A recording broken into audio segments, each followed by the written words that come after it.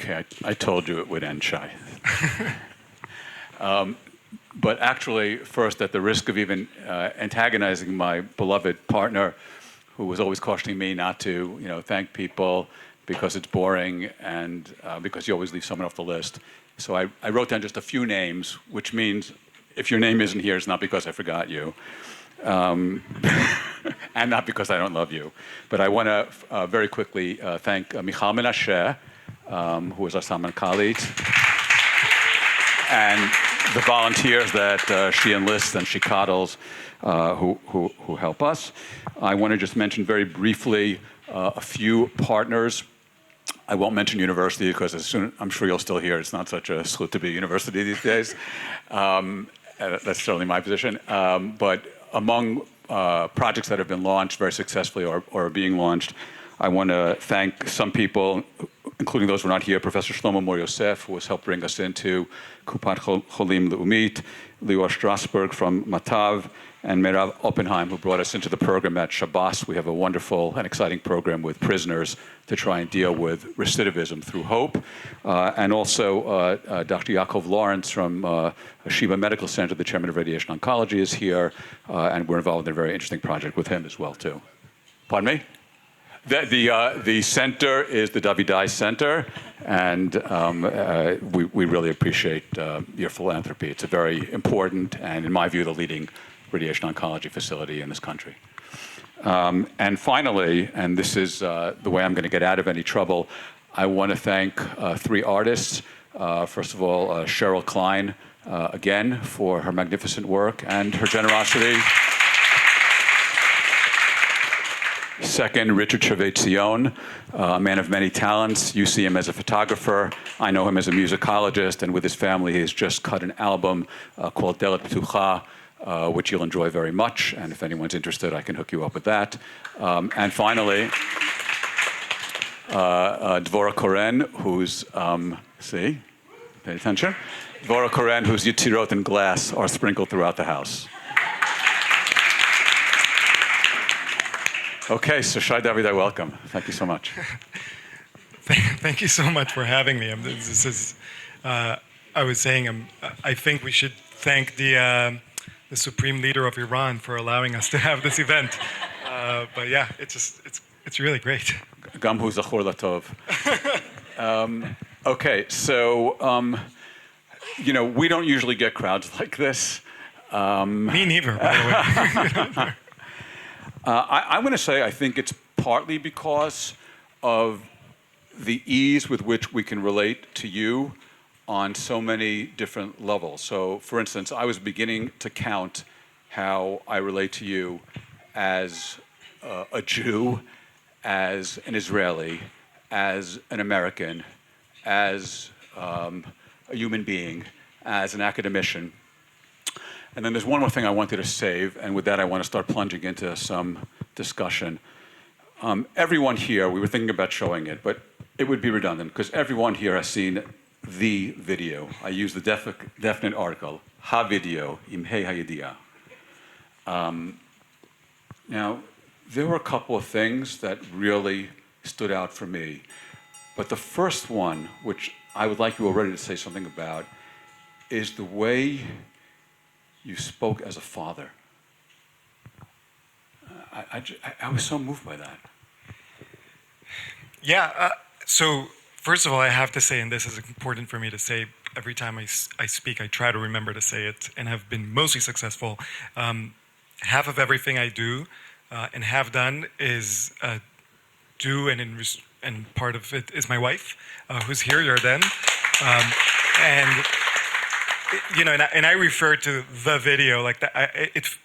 I feel sometimes embarrassed and awkward talking about that video because it blew up so much. Yarden took that video, so she takes all the credit. I'll take the blame. But in the fear of making this a little bit too dark. That video was recorded on October 18th, and for 11 days, from the moment of October 7th to October 18th, I could not sit and play with my kids for more than 10 minutes straight without tearing up. It wasn't something that I was thinking about. It wasn't something that I was cognizant of. But every time I sat down and played with my kids, we have at home like one of those low tables where we draw with the kids. All I could think about was Kfir and Ariel Bibas. And I still do. All I could think about is those poor parents who'd spent 12, 24, 48 hours in the shelter with their kids, trying to hush their voices, and thinking, what would I have done? And that was everything that is in my mind. The day of that video, Yarden and I were volunteering in New York City. For the first few weeks, all we did was basically we were on WhatsApp, texting with soldiers in the north, in the south, getting information. What do they need? Ceramic plates, helmets, tactical gear, and then there was this organization that we would send the information to them, and then they would contact donors and suppliers in the U.S. and we were just like a tiny bolt in that whole chain. We were sitting there in our neighborhood in the Upper West Side with, I would say, about 10 different Israelis we've never met in our lives, and we were all just texting soldiers here in Israel. And then somebody said, "Have you heard about this day of rage?" And I had no idea what they were referring to, and it's hard for us to remember because there's so many things that happened since. But Hamas declared a global day of rage, calling on everyone all around the world to what they say, attack the Zionist entity, coded word for attacking Jews. So I told Yarden, I have to stop, and I ran. I didn't walk. I ran about 7 blocks to our local council member, asking for protection for our kids. Our son goes to public school. And the council woman wasn't there, and some intern took I'll take your information. I said, no, you won't take my information. You'll give me a chair until she shows up. And he saw that I was being serious, and I got a phone call from her about 10 minutes after waiting, and I told her, like, look, this is happening. We need an NYPD squad car outside of my son's public school. My son, there's about 20, 25 other Israeli kids in that school, and then I don't know how many other Jewish kids. And she told me, I've already talked with the NYPD, and that's impossible because they are understaffed because all of the squad cars are protecting Jewish institutions. And that moment I realized no one is going to protect our kids if we don't protect our kids. So the very next morning, me and a few other Israeli parents, we were standing guard outside of the school after drop-off. That for me, from the very beginning, was the reason for all of this fight. That I realized, we were putting out fires, but really, the clock started ticking, and I had 10 years to make every university better, so that when my son, if we end up staying in the United States, if he decides to go to college in the US, he can go and feel safe and be safe anywhere in the US. I thought that was a reasonable timeline. I thought 10 years, I'll be done in 2 years, and then, now I realize it might take a little bit longer. But that was the whole reason. And when I started that video, it's a very tiny moment, and not a lot of people pick up on it. I start that video with my eyes closed, and I closed my eyes, and again, all I could see was Kfir Bibas, and then my son. Kfir Bibas and my son. And that's when I started speaking. For the first couple of months, whenever I spoke, that's all I could see in front of my eyes. Yeah, so you just set. By the way, Yeah, I should tell you, I'm the kind of person you give me a 20-second question, I'll give you a 20-minute answer, and I know it's Shabbat, but it's summer, so we have time. You know, you'll make it to Shabbat, but yeah. no worries. But you really did, just at the end of that, say the magic word, which to me you restored to the American lexicon, and that is safety, which I think was stunning to people when they saw that. And I just want to give you my thoughts also as an American. I believe safety is, I thought it was very appropriate and very Israeli of you. Safety is something we talk about here. In America, you know, we'll speak about safety on the roads, emotional safety, safe sex, but safety as a concept, as a bedrock, it didn't get into, you know, the pursuit of life, liberty, and happiness. And I wonder if you could even go deeper, because in other words, you put this together and you realize that was at stake here, that was at risk. But it's a really bold thing to be able to assert that that is missing, that that is absent, and it's necessary. Yeah, I mean, I really think that when I say safety, I mean every type of safety. I mean safety from physical harm. Obviously, that's the most important thing. But I also mean safety in the sense that when a Jewish kid wants to be publicly, openly Jewish on campus, that they should feel safe, that no one is going to shout any obscenity at them, that no one is going to even look at them the wrong way, just like, by the way, I would fight for everyone else's safety, that an openly gay kid shouldn't experience stuff like that, that an African American kid shouldn't experience, that an immigrant, an undocumented immigrant should experience. Everyone should feel that safety. So for me, safety comes from what you would call the banal, kind of like really, really simple, but all the way to what we've seen on campus of students actually being physically attacked, feeling unsafe. And this also piggybacks on something that's extremely important to remember. In the US, in the past 10, 12 years in college system, there's been a lot of talk about safe spaces. Right? Safe spaces is the idea that there's a space where you can be yourself without any judgment.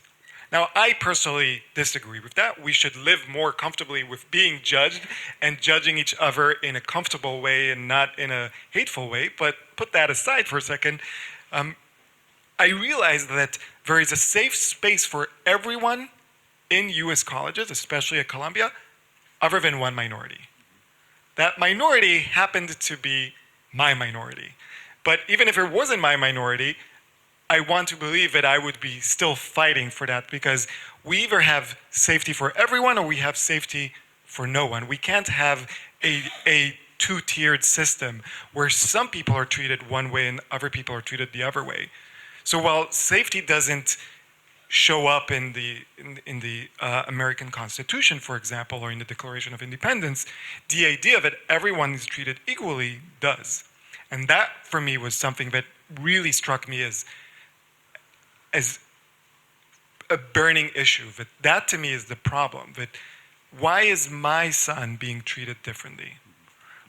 Why is it? You know, I have a 2-year-old, almost 3-year-old daughter, like Yahav.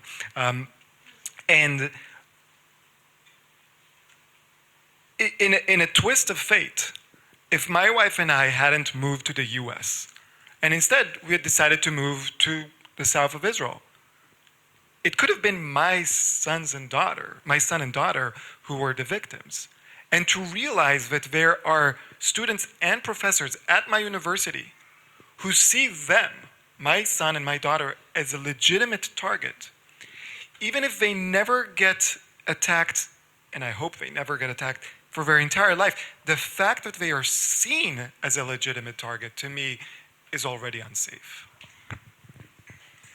The video, you know, occurs right there on the quad at Columbia's campus, and you know, in the backdrop, there's basically Hamilton Hall, And many of us, have seen the show where the theme and the cliche that it's emerged is about being in the room where it happens. And so I was kind of wondering about, how we got to this place. I mean, in theory, we were all in the room where this was happening, and yet, were we sleeping? Did we contribute to it? What do you think is the etiology of this? How did this go on? Yeah, so it's a complicated answer. So I'm sorry if I'll go a little bit long. It's a good crowd, though. I can handle it. So some of us were generally we were in the room where it happened. I'll put a caveat on that because the rooms where it started, at least, were rooms where typically we're not there. The humanities, the arts and sciences, it's a bit of a cliche, but when a Jewish 18-year-old, 19-year-old tells their parents, oh, I'm going to major in the humanities, in the classics, how about engineering? How about law? So we weren't in the specific rooms. And by the way, in Columbia, there's the Middle East Institute, there's the Department of Middle East and Near Eastern Studies. Only one country in the Middle East is not represented. In the Department for Middle Eastern Studies, I'll tell you, it's not Lebanon, it's not Syria, it's not Iraq, it's Israel. Last I checked, Israel is in the epicenter of the Middle East, but we're not represented. So we weren't in the room where it all started. But it's true that we were, in the general sense, in the room. We're in academia. We are not underrepresented. We were supposed to notice. I would say that some people did raise the alarm. Right, so Barry Weiss wrote a very important book about how to fight anti-Semitism, and it has 5 chapters, a foreword. The second chapter is about anti-Semitism from the right, and the third chapter is anti-Semitism from the left. The fourth chapter is anti-Semitism from radical Islamist factions. And then a conclusion. Deborah Lipstadt, who is the envoy for anti-Semitism, the U.S. envoy for anti-Semitism, has discussed the rising anti-Semitism in academia. David Baddiel, the British comedian, author, and writer, wrote about how Jews don't count, and especially in left-turn liberal, but they're not really liberal, they're illiberal circles. So some people were raising the alarm. The thing is that most of us did not heed the alarm. And this is where I think it's extremely important to note, when I say most of us, I blame myself. I think that it's extremely important that we all not just point fingers at other people, but also examine how we were wrong. And I was wrong. I've been in academia in the US for 14 years, almost 15 years almost, and I did not see this coming.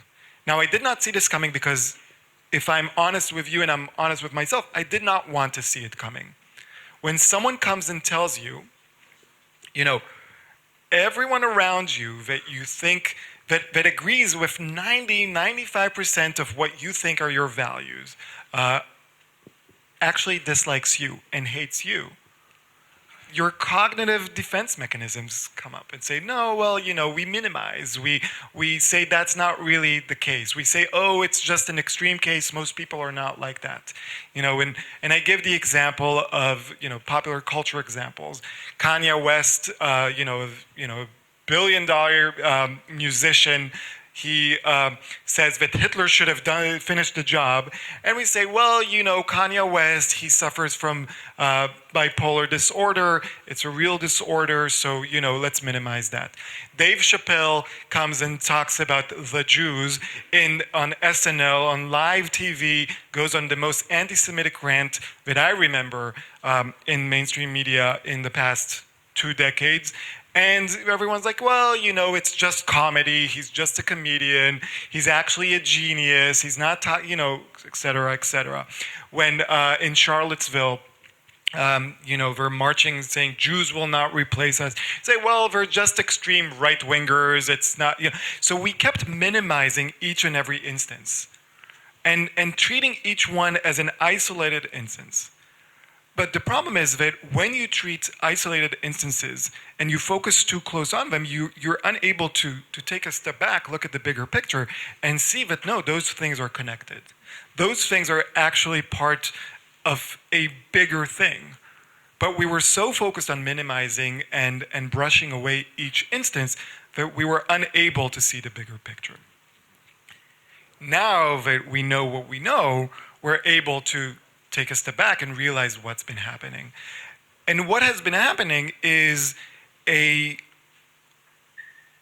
ideological indoctrination that focuses students, focuses professors, focuses administrators on hating Israel and creating a sort of legitimate way to hate the Jewish people without saying that you hate the Jewish people.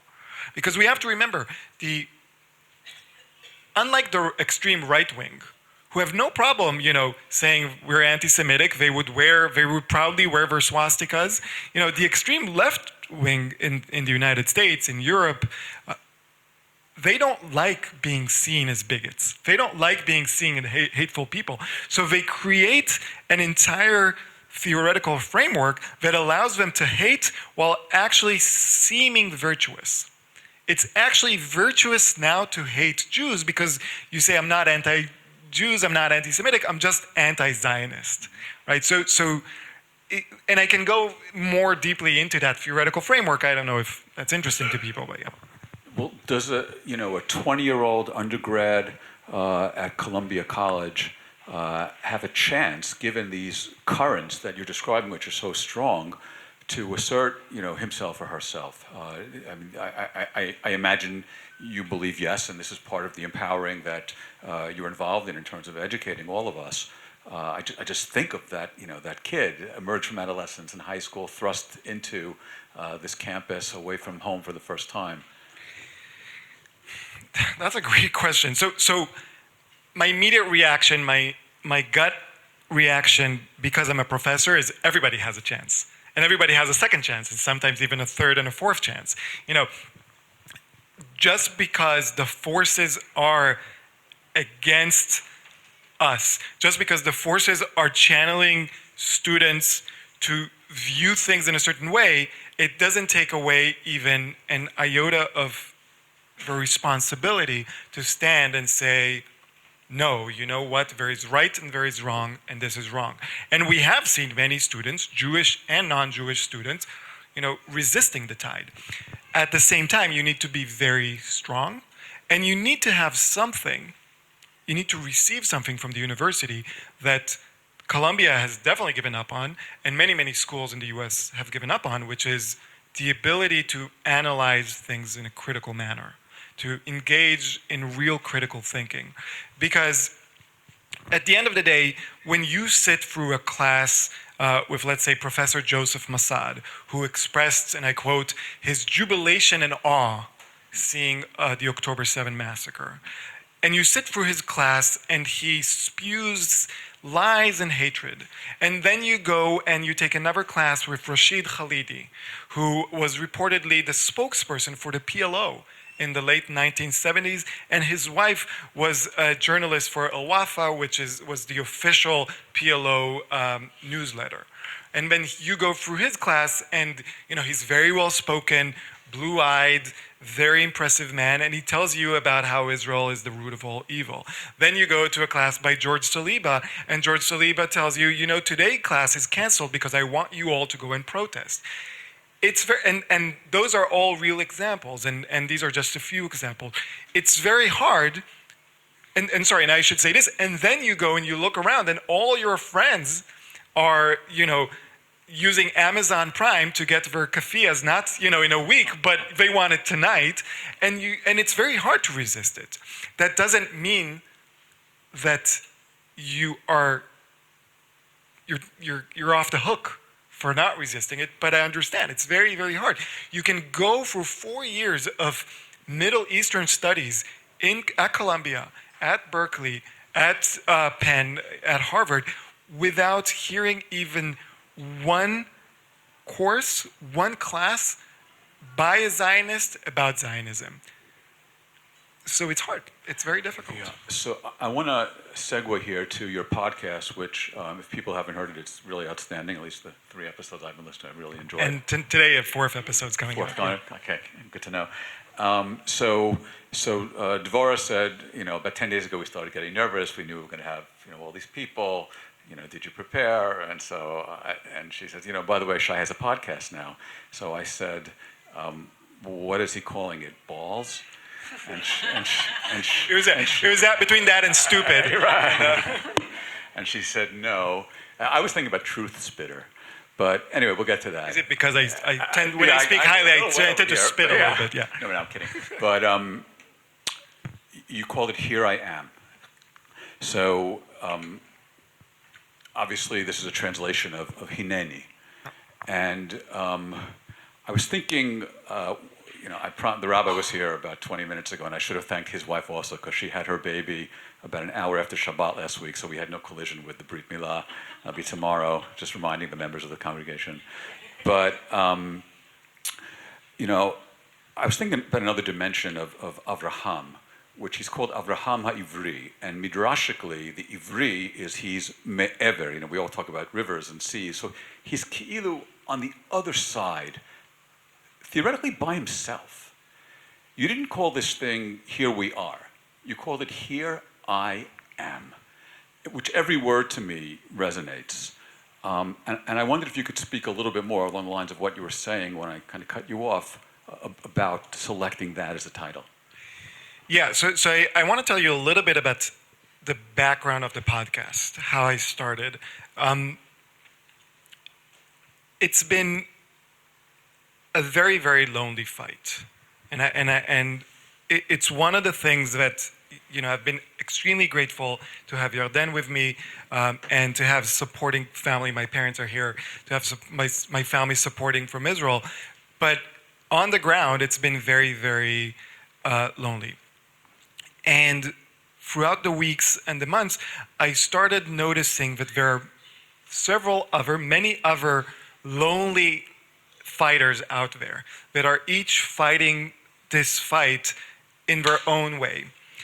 And I just wanted to meet them. But more than that, I was so grateful that I, a complete nobody, there's actually... Then. No, but there's actually no reason why, maybe you, but that I would be holding a microphone and speaking. I should be the one listening to whoever is speaking, because I am a nobody, but through some circumstances, now I have a platform. And I realize I have a platform.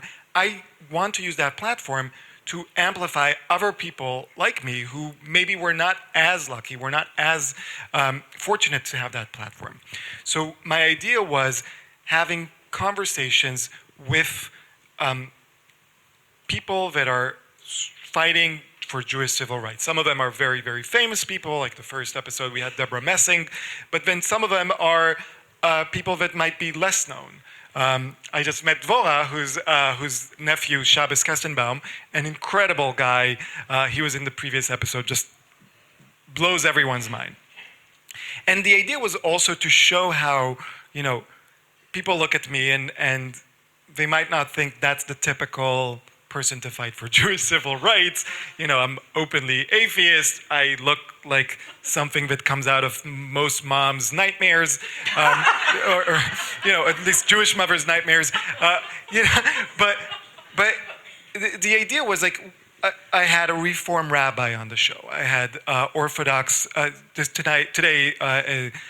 An Orthodox comedian, the episode's coming out. I've had Syrian Jews and Lebanese Jews and an LGBTQ activist, Jewish LGBTQ activist. So showing how we're such a diverse people, and but we all have this one unique thing about us, and we can fight together.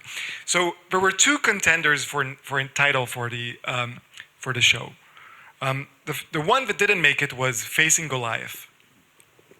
It was also a pun on the fact that my name is Davidai, so David, facing Goliath. I really love the story of David and Goliath.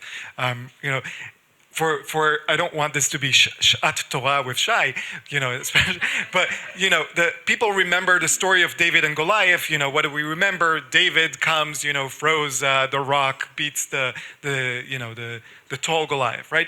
What people don't remember is the background of the story. for 40 days and 40 nights, the Philistines come on one side of the valley and they basically taunt the Hebrews. The Jews are on the other side, and it says, bring me one of your strongest, whatever. And for 40 days, the Jews do nothing. 40 days and 40 nights. David's not there. He's a shepherd. His 3 brothers are there, right? And he comes one day just to check up on his brothers. He's like me. He was redhead, but other than that, a wuss just like me, right? And then he shows up, and he realizes, what are you doing? Like, this is not going to go away. And that's when he steps up. David's fight against Goliath is actually an admonition of the Jews for not doing anything. But he doesn't just pick up 1 rock, he picks up 5 rocks. Because, yes, he believes that he can fight it, but he's not an idiot. He also says, like, I'll need at least 4 other chances if I miss, right? And so for me, that was a story. This is about facing Goliath. And I was discussing the name with a new friend, someone who's in this fight now with me. He's been in this fight much longer than I have. Eitan Chitayet, he's based here in Tel Aviv. And he said, I don't like the name, if only because it centers our experience on them.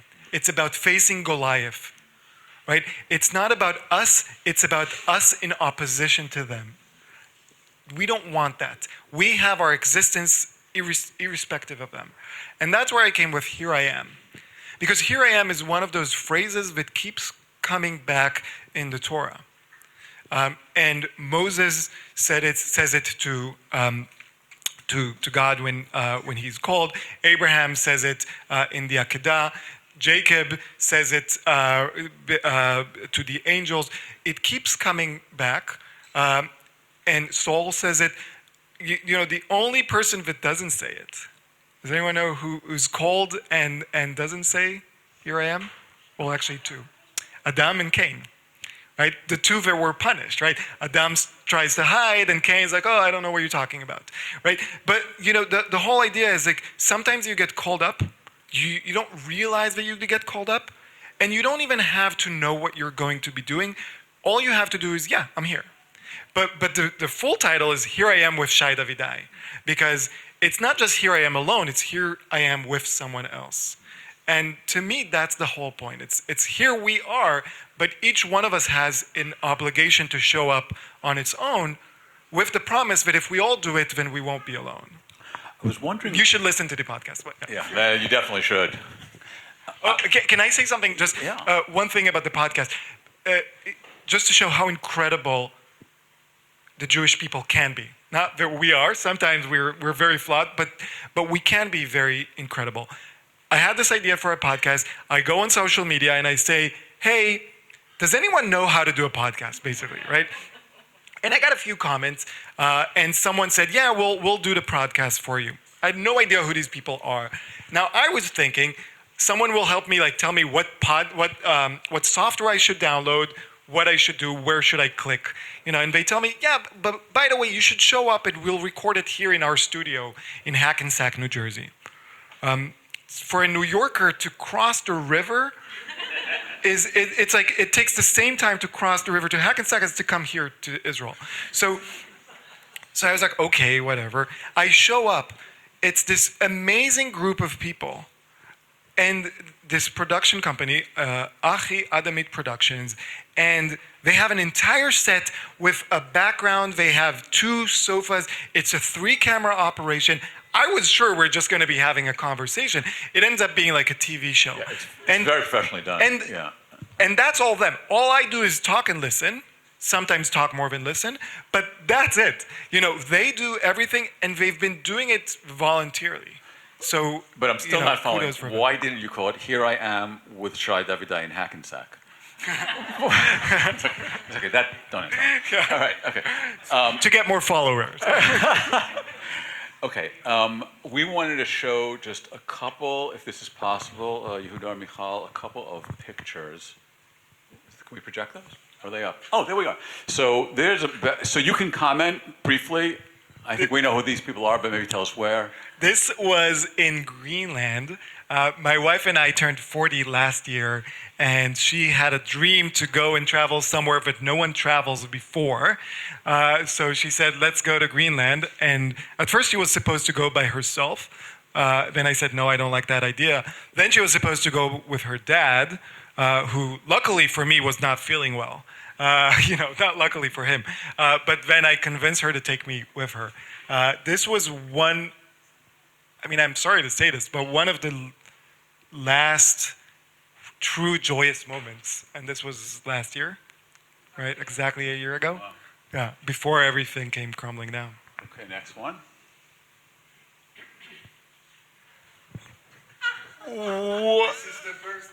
This is okay. You're going to reveal our source of Modi'in. What are you doing here? This is, as you can see, right behind me. There's a piñata. This is before a 6-year-old or 7-year-old birthday bloodbath of a piñata where kids started hitting each other. That was my son and his classmate, and there's really nothing that I get more joy out of than speaking with children and puppies. Before everything goes, not because they never disturb, they sometimes do, but before we get poisoned by society. I just love this, I really truly believe that no one is born hateful. No one is born hateful, and it doesn't matter if you're Israeli, if you're Palestinian. No one is born hateful. It's all about the inputs that you get from society, from your parents, from your government. And maybe it's because I'm an educator, but I really believe everyone has hope. And so, if you see me at a birthday party for kids, like 99% of the time, I'll be spending it with the kids rather than with the adults. Okay, next.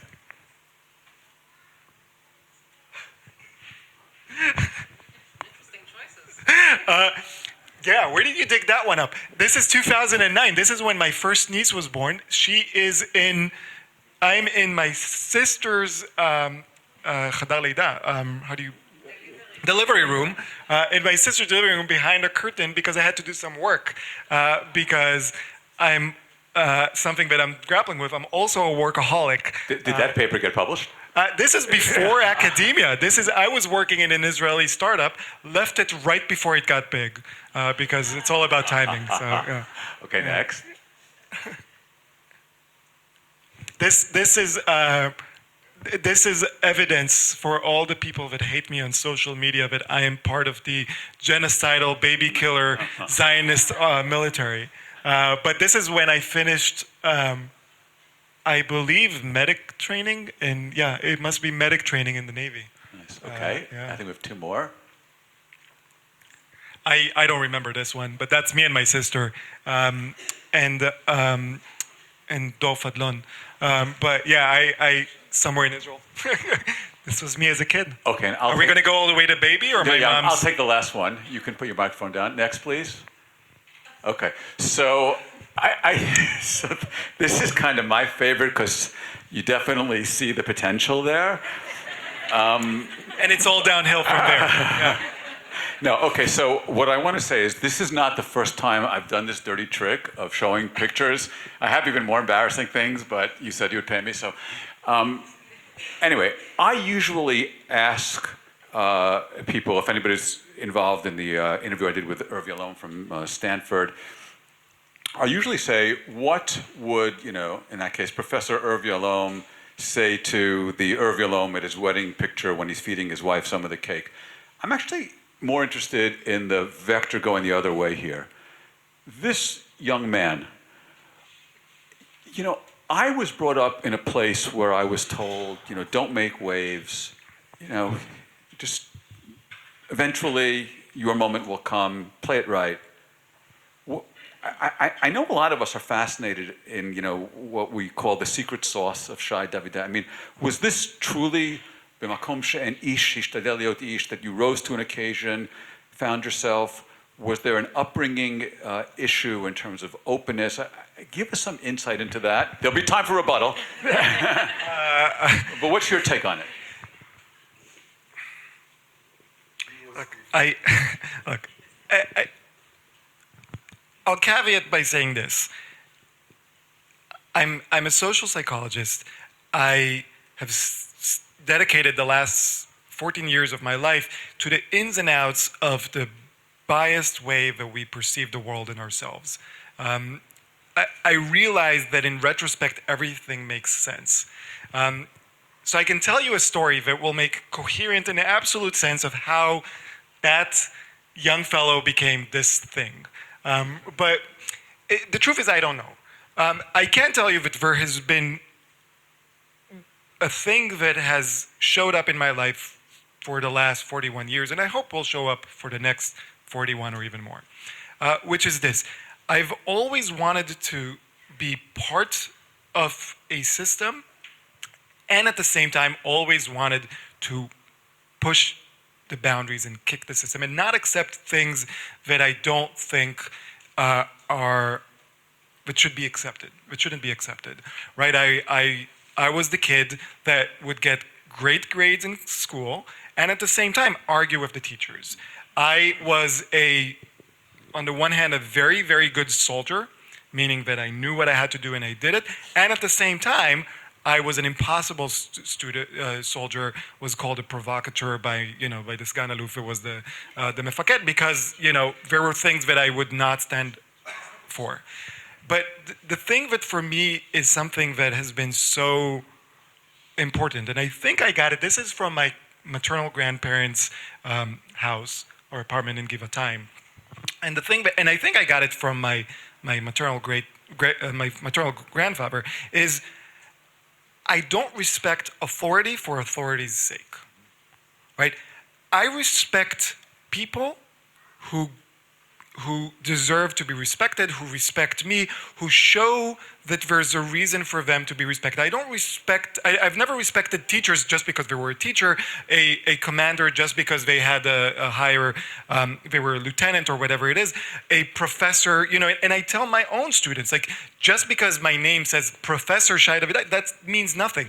If I get your respect, and that's why every semester I try to buy my students respect, gain my students respect, and then they treat me with respect. And that's why I had no problem standing up and calling the president of Colombia a coward, in front of 25 people, and then it ended up being 15 million people. But because you don't get respect just because you're of a certain position. The flip side of that is that every person gets respect.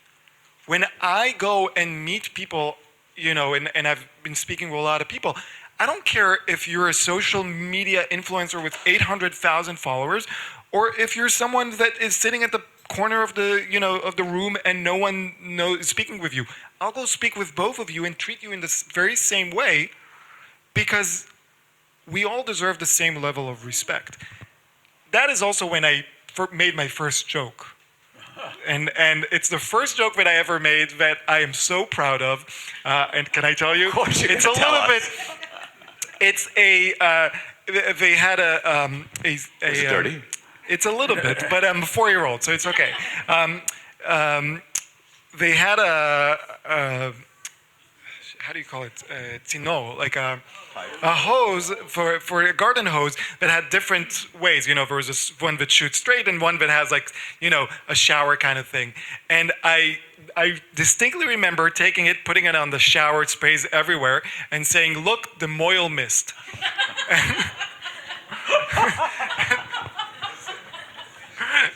Well, since then you've been a straight shooter. And since then, that was my first and only joke. But it's also a part of when I don't really think that I think everyone should be respected just for the fact that we are people, but there's no real need for social decorum. There was a question for me, do I put a button-down shirt today, or do I come as I always do, which is a black T-shirt? And I said no. It doesn't matter what I look like. It doesn't matter if I curse or don't curse. It doesn't matter if what matters is what we say.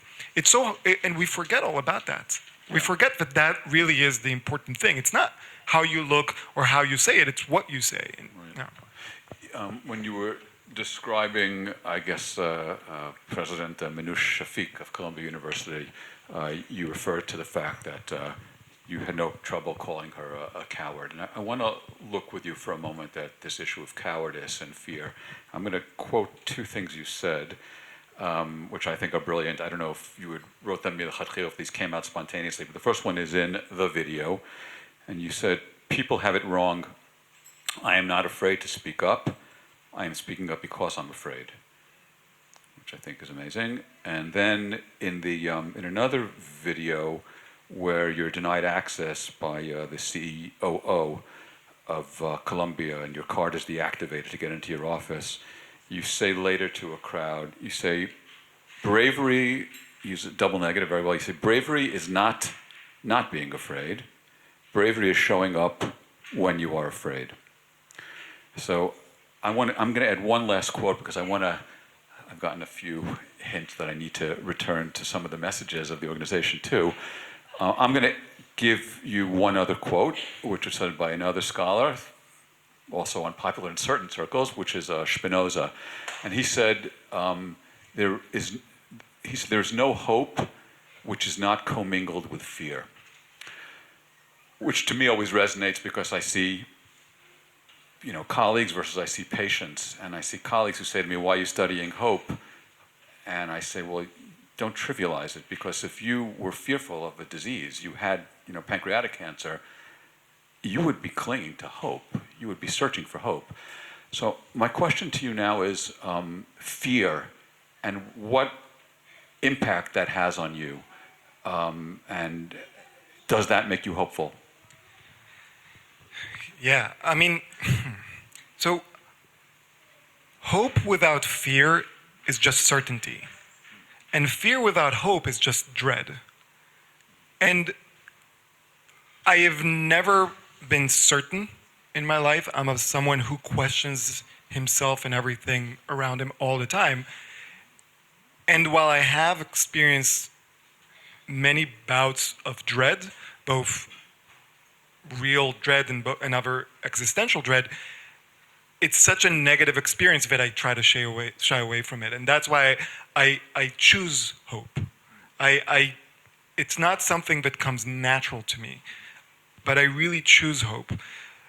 And for the past 10 months,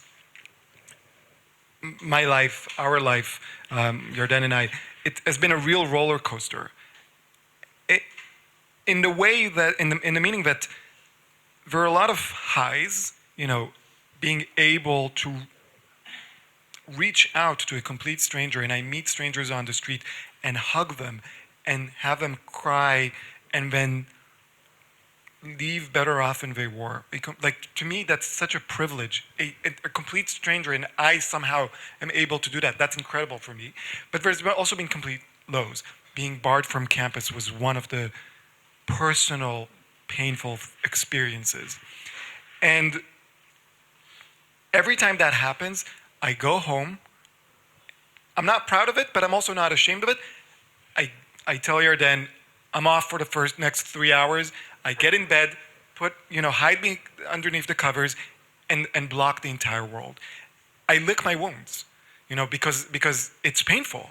It's being told, like, the thing that's most important to you, you're not gonna make it. You're gonna suffer. You're gonna experience bouts of agony.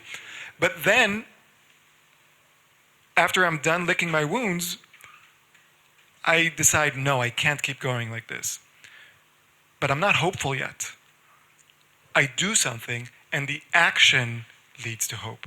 And I don't know if that's how it works with most people. I think some people first need that initial hope in order to act, but with me, it's different.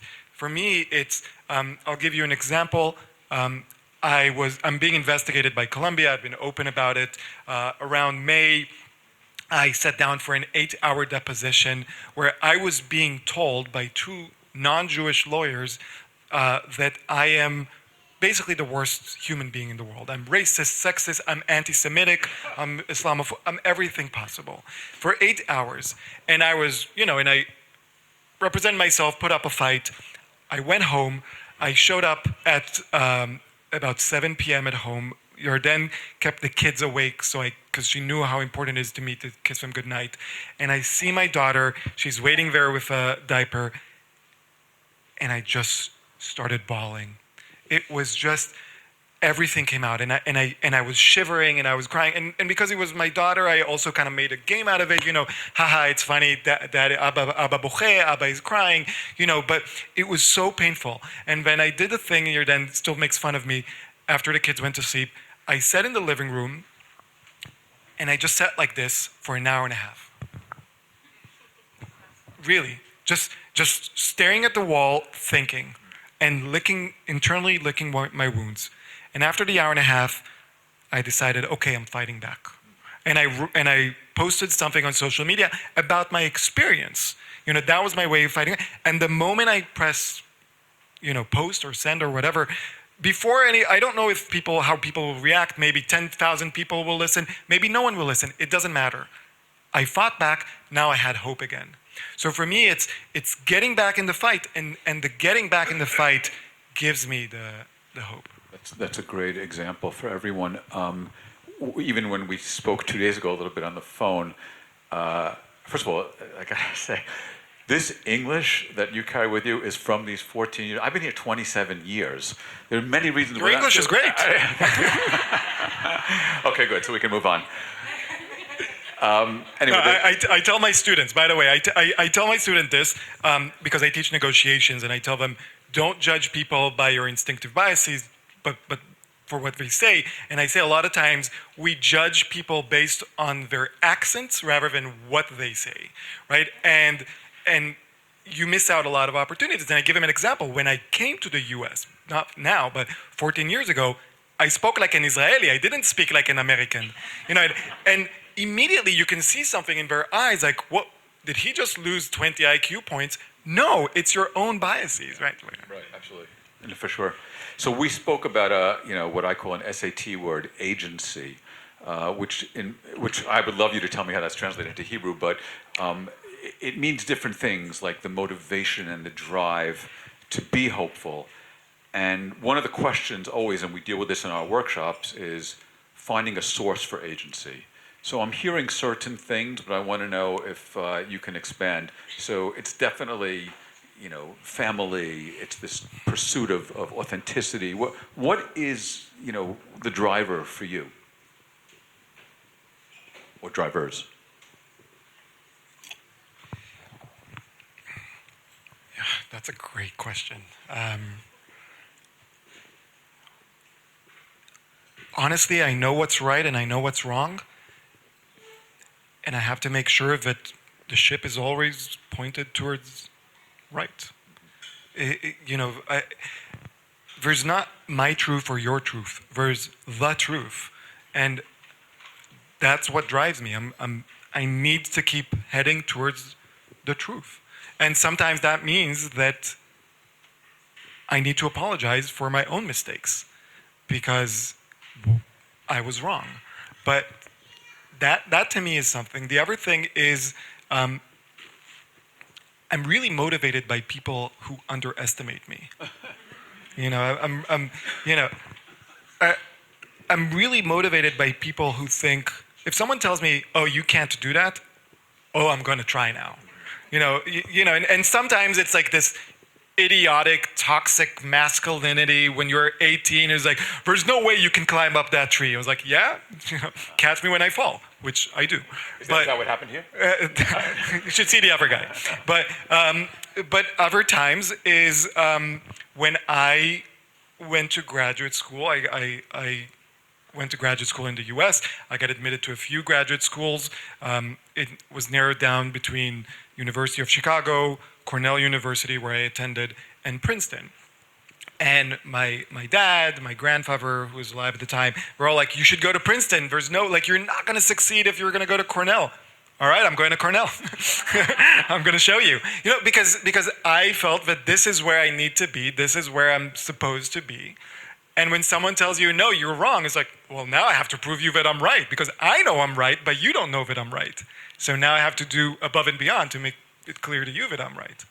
I want to tell a really quick Princeton story, ask you one question, and then we'll see if we have time for a few questions for people here. I'm sure they're interested. So my Princeton story, which everyone in my family has heard me recount, is at the turn of the last century, the President of the United States was Woodrow Wilson. And prior to his ascending to the presidency of the United States, he was the president of Princeton University. And so that's really arguably the pinnacle of academia, as some would imagine. So after he wins the election, they say, "Why did you leave Princeton?" And his answer was, "I couldn't take the politics." Now, the reason that's a funny story is because, as we know in academia, it's true. I'm imagining that there's no one right now behind the scenes helping Shai Davidai ascend the academic ladder. That's my guess. Maybe I'm wrong. And we've all now been convinced, if anyone needed to be convinced, you're a pretty smart guy. And yet you still did what you did. So my two questions are, again, is it, again, the ship righting? It just had to be this erech liba, this core value of yours. And what's going on in academia where the two words that we bond together with glue are team science? Where is your team? So I wanted to make this clear. First of all, Shai Davidai is not the story here. And it doesn't matter if I am fired tomorrow or if I get tenure. It does not matter. That's not the point. And I don't need people helping me climb the academic ladder. It's no one's job other than my own. What I do need people is to help me fight for the Jewish students. That's the important thing. And that's the reason why I'm doing all of this. I'm extremely privileged in many ways to be able to wage this battle, but that's the battle. I don't care about what happens to me personally because this is so much bigger than all of us. And in that battle, I haven't been alone. People see me, they see me as the public face of it all, and it's unfortunate that not others have been feeling courageous enough to stand up publicly, but I also don't judge them because each person has their own things that they have to think about in life. But behind the scenes, I have not been alone. There's been people that are helping with letter writing, with petitioning. I'll give you an example. I am a persona non grata at Columbia. I don't get responses to my emails from the university. I'm still waiting on a reply from the president, COO, general counsel, and executive vice president from Monday. And I haven't gotten a reply yet. I got a reply from the lawyers that they hired, but not from so, and I can't exact change from inside. There are people from behind the scenes that are doing that. The thing is, you need people like me from the outside to raise the alarm, to make sure that, change happens. But you also need people from the inside who actually go and convince and maybe even say, that Shai guy, he's a crazy guy, but if you don't want craziness, why don't you work with us? We're all working together, and we're all working towards the same goal. The idea of team science, I think it's, yes, we see it in academia, but we generally see it in the United States. The US, the Western world, and unfortunately I'm seeing signs of it in Israel, is becoming so extremely individualistic, right? We put individualism on a pedestal. Never mind the fact that every one of the individualistic people ends up looking exactly the same way. They use the same purple hair, dye for their hair. But everyone's becoming so extremely individualistic, which for the Jewish people is not going to work. Because we're not Jewish individuals, we're a Jewish people. Most anti-Semites, and not all anti-Semites, but most anti-Semites would have no problem with a Jewish person. It's when we're a collective, when we're a minyan, when you're a synagogue, when we're a state, that's when it becomes a problem. And we must not give in to this ultra-individualistic. Now, it doesn't mean that we all have to put our individualism aside and only think about the collective. But we need to find that balance. In the United States right now, a lot of the reason why you see all these lost 19, 20, 21-year-old kids protesting is because they have bought into this cult of individualism. They have found that it is meaningless. They are lacking something in their life. And then someone comes and tells them, all you have to do is buy this kafia and chant this chant. Never mind that it's a genocidal chant. Chant this chant and you're part of a collective. We'll give you, ready-made meaning. We Jews don't need that. Yeah, I was thinking that part of the perfect storm that occurred was, we're coming off COVID. People really felt alone by themselves, looking for a cause, and all of a sudden they're invited into this, horrifically evil group dynamic, and it's really scary. You see their vulnerability too. And the flip side of that, because not all is dark, there's a lot of positive things as well. You see a strong Jewish community being formed in the US right now. You see it on college campuses, you see it in cities, you see people that might not have interacted before. Orthodox and conservative and reform and atheists coming together because, again, a lot of Jewish, and especially Jewish teenagers, Jewish college students are realizing this individualism that the bigger, broader culture is selling us isn't working. I need something else.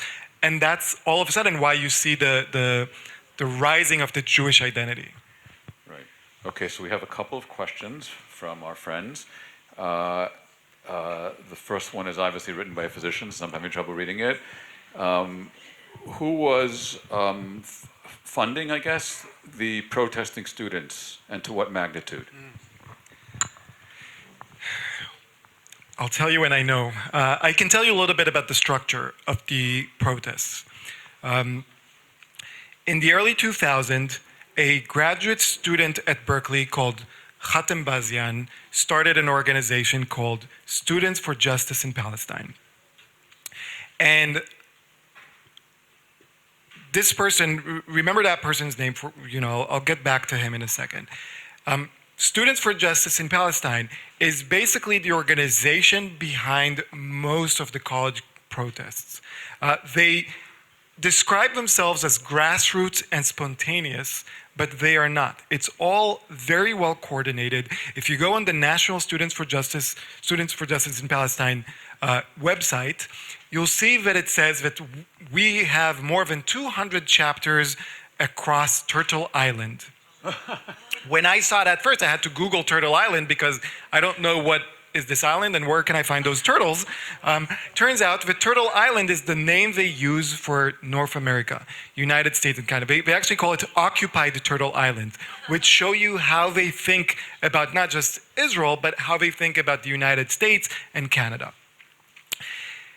This Khatem Bazian in 2004, during the Iraq War, was calling in California for an uprising, for an intifada in the United States. At the same time, he was fundraising, he was a speaker at fundraisers for the Holy Land Foundation. The Holy Land Foundation was a foundation that was sued and found guilty by the US Treasury for giving material support for Hamas, for funding Hamas terrorists. Five major people in the Holy Land Foundation are serving life sentences. A few others were deported from the United States, including one whose son-in-law is a major professor in Georgetown in the School for Foreign Services, right? And still supports his father-in-law and his support for Hamas. So Khatem Bazian, he graduates, presumably doesn't get a job anywhere, so he gets, and I don't know, but presumably doesn't get a job anywhere, so he becomes a professor at Berkeley. So he's still a professor at Berkeley. Berkeley is a public university. You can see everyone's paycheck. Khatem Bazian gets $100,000 every year from California taxpayers because it's a public university. He started an organization called American Muslims for Palestine. American Muslims for Palestine sounds like, why not? Sounds like a good, an innocuous name. Well, they are the organization that runs Students for Justice in Palestine and funds Students for Justice in Palestine. They also have a lobbying arm which meets, and there's pictures of them meeting with people like Rashida Tlaib, Ilhan Omar on October 10th.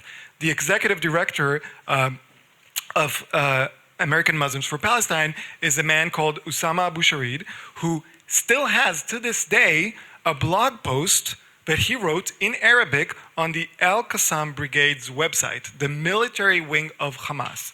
So the person that wrote a blog post for Hamas runs an organization that directs and funds Students for Justice in Palestine. The problem is, and here's where the things get complicated, everything is done through various charities and organizations. Some of them are not registered, so they don't have to file tax. They don't have to file taxes exactly where they get their money and where the money is funneled.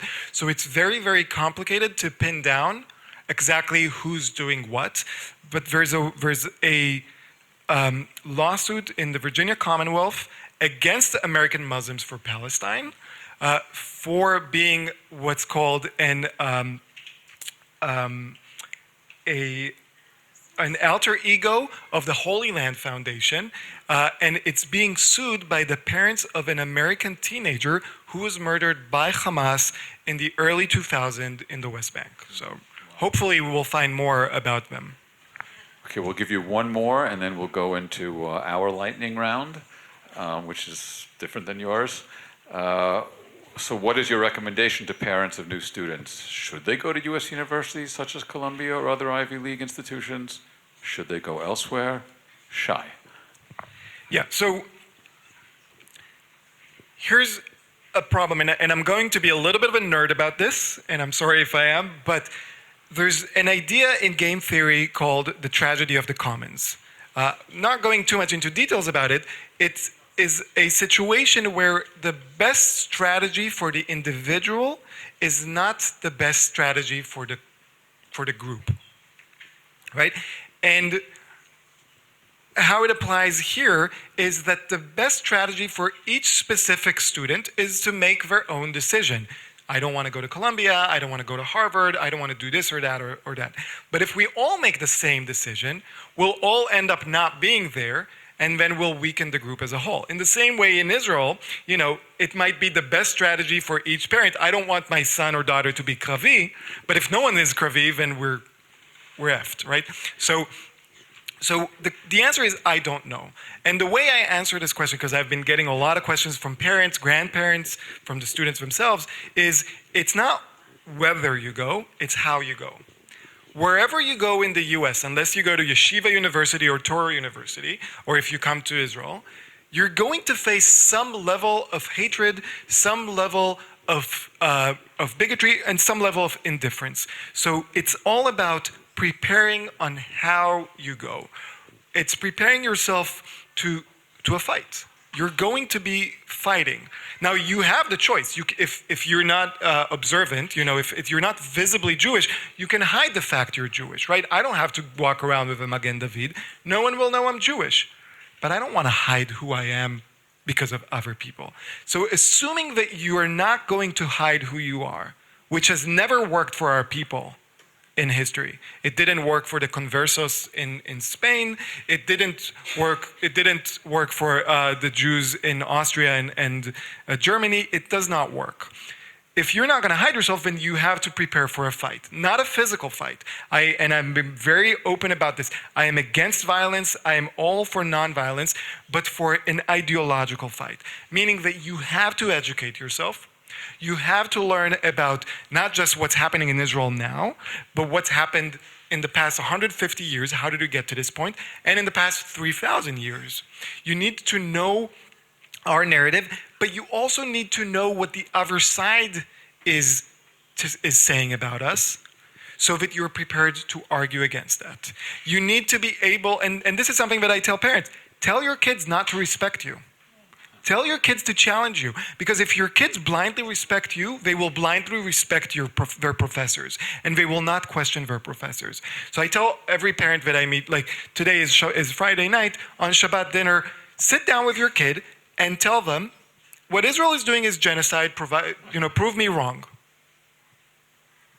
They need to prove you wrong. And if they can't prove you wrong and you're on the same side, how will they prove the professor wrong? How will they stand facing 20 students who have been brainwashed and prove them wrong?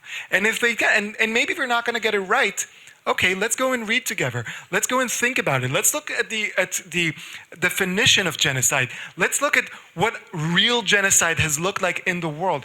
So these kind of things so that's the first thing I tell them. And the second thing, you're not going to be able to fight this alone. The moment you get admitted to a university, already is the moment you should be reaching out to the Jewish organizations and other Jewish students and make a group, a community, because Jews individually, when I go, yes, I sometimes go and stand by myself on campus and my knees are trembling. But when there are 15 students around me and we have some ballsy Jewish American students at Columbia, all of a sudden I feel so much stronger and I am able not just to represent myself better, but to represent all of us better. Great answer.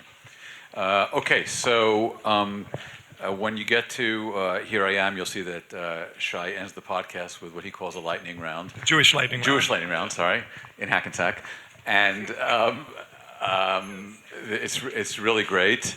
Although I have to say, the question about, so far from what I've heard, the question about your favorite curse and least favorite holiday has been answered the same. There's not a lot of variance around that, so just one professor to another, I'd recommend changing that. But it's great, and it also ends with a hope question. I don't want to spoil anything more. So we have a lightning round, and the real difference is that we're more cruel than you are, because one of the rules of your lightning round is you get a pass. We don't allow a pass. We don't help anyone. You have to answer. You don't get out of here. So is this a final thing we do? Because I do want to mention one thing. It is the final thing, yeah. I do want to note one thing that's extremely important. Even when we fight, and everyone's seen me, I'm being very adamant and taking a very strong position, we have to remember that there are people on the other side. I assume many of you have seen the video of me being blocked from entry from campus. And the person standing there that's physically blocking me from entrance, his name is Cass Holloway. He's the Chief Operating Officer of Columbia. And I was extremely mad at him. I am still extremely mad at him, but he's a good guy. And that's something that I keep reminding myself. The problem is not bad people. The problem is good people who are just doing their jobs. And the reason why I mention this is because this Cass Holloway, who I have a lot of disagreements with, yesterday was personally targeted by the pro-terror organizations on campus. They went to his house.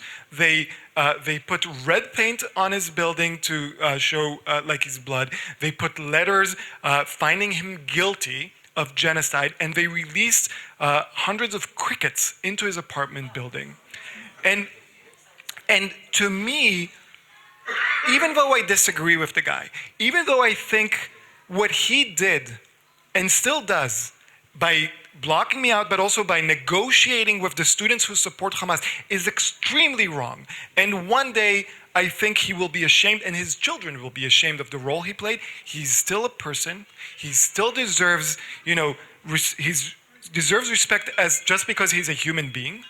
And this morning, I emailed him saying, I'm really sorry that this is happening to you as a person to person. So we have to remember, despite all of our differences, despite the fact that we disagree on so many things, there are people on the other side, and we have to remember this, because that's the only way for us to not lose our humanity, to not stoop to the level of those that want to detract us. So, yeah. Okay, so here we go.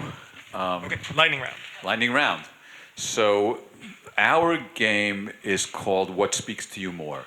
So I'm going to give you two options, and you'll tell us what speaks to you more. If you want, you can elaborate. You don't have to. Okay. We don't have time. Okay, for a lot of. Okay, thank you. So the first one is, what speaks to you more? The exhilaration of testifying before Congress, or the exhilaration of making a keynote speech at your most important professional meeting? Neither. Okay. It's both things that had to be done. There's no exhilaration for you in either of those moments? The exhilaration for me was getting home from Congress and being with my kids. Both things have to be done, and I did them. I took the megabus down to DC and back. It's not like I'm flying, first class to speak in Congress. It had to be done. Like I said, I respect people for who they are, not for their title. Okay. What speaks to you more? Teaching business and economics and social psychology, or teaching behavior? Teaching behavior. Behavior is the basis of everything. Without behavior, there's no business. There's no nothing. And yes, I teach the fundamentals of negotiation, but I like to think of it as I teach people how to be good human beings, and yes, make a profit, make some value, but also seeing the other side and trying to help the other side if you can. Yeah. So even in that, you embed these kinds of principles. That's part of it. I would say the opposite. Even when I teach people how to be people, I embed psychology, I embed business. Cool. Okay. What speaks to you more? Common sense or character? Character, 100%. I have so much appreciation for people with high character, even those that hate me. If I give this example, we haven't talked about the anti-Zionist Jews. I have zero respect for the anti-Zionist Jews at Columbia, the students that all of a sudden, are denouncing Israel. But in a weird way, and I've had conversations with them and arguments with them, I have a lot of respect for Netulei Kata. I completely disagree with them. I think they are dangerous. I think they are wrong. I think they are playing with matches near a barrel of oil.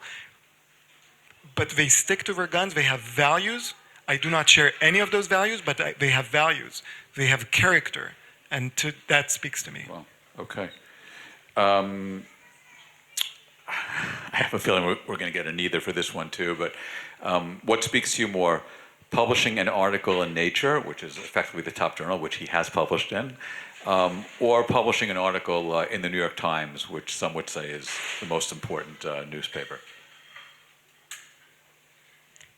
Neither. What speaks to me is people reading. And it doesn't matter if it's 100 people, 1,000 people, or just 5 people. When people tell me or write to me and say, we read your article, and if it's an empirical research article or if it's what I wrote with my wife on our experiences, I don't do anything for the like when we leave this world, when we die, no one's going to be like, on the gravestone, like, he wrote in the 2015, he had an op-ed in the New York Times. No, it would be the people that you touched, the people that would take time of their day to come and stand and, and if they're religious, they'll say Kaddish and put a stone. That's what matters. It doesn't matter nature. Like, academic articles, we're judged by impact factor. No, this is the impact factor. People that, want to hug you and talk with you and you can hug them. Like, that's what matters. Okay, last question. What speaks to you more?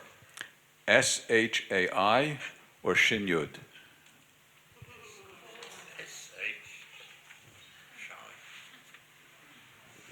Well, wow. Didn't say it'd be easy. I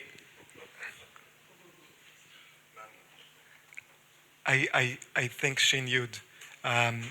There's a story, I don't know if it's true or not, but that, and my parents are here, can tell you if it's true or not, but that the Shin and the Yud stand for Shmuel, which was my dad's grandfather, and Yochanan, which was his uncle that passed away when he was very young from cancer. So even though it's not an acronym, it's just Shai, but it does stand for 2 different people. Okay, so Shin Yud Davidai, thank you so much. Thank you so much.